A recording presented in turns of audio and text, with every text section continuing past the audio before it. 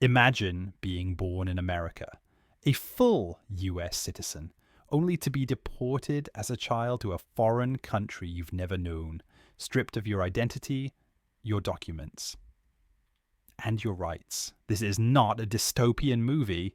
This is happening right now.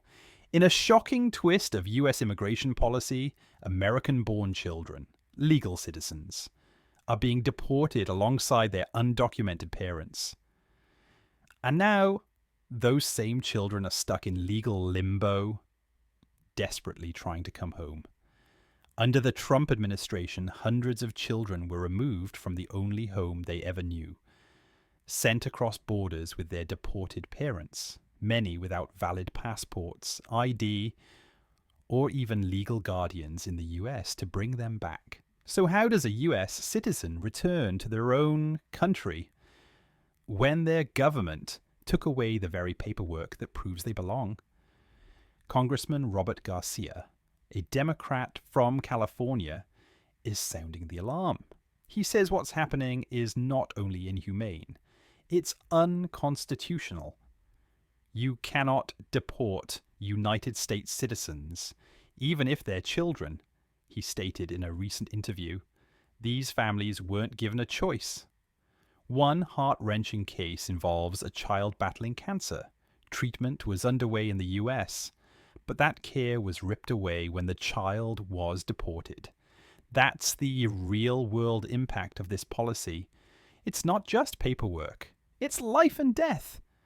And even though the Trump administration insists that these children can come back, the reality is far more complicated. Without documents, without a US guardian to collect them, many are effectively trapped citizens without a country. It gets worse.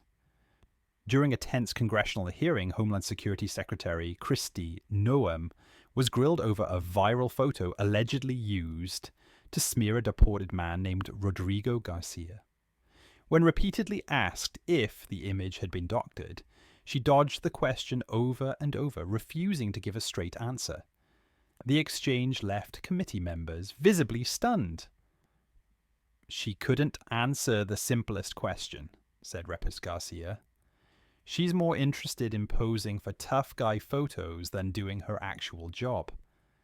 The Garcia case has already gone to the US Supreme Court, which unanimously ruled 9-0 that he should be allowed to return to the US.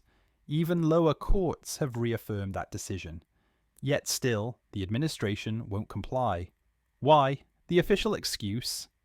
State secrets. Yes, according to the government, they can't tell the court or the public what's going on because it's classified. Let that sink in. A US citizen deported by accident, backed by a unanimous Supreme Court ruling, and the government says, sorry, we can't bring him back. It's a secret.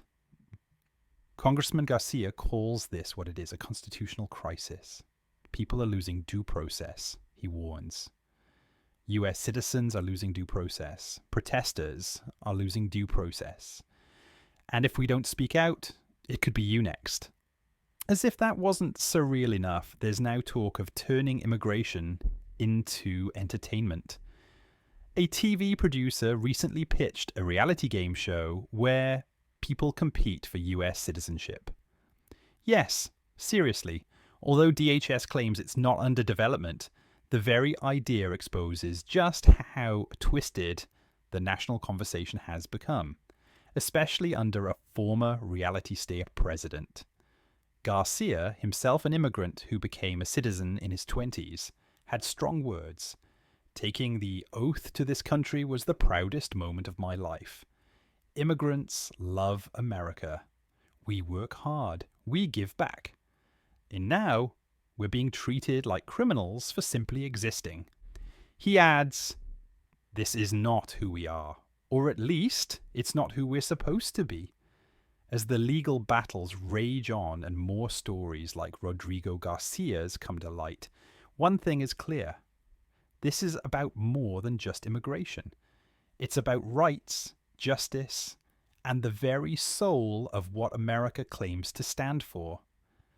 So ask yourself, If US citizens can be deported without due process, who's really safe anymore?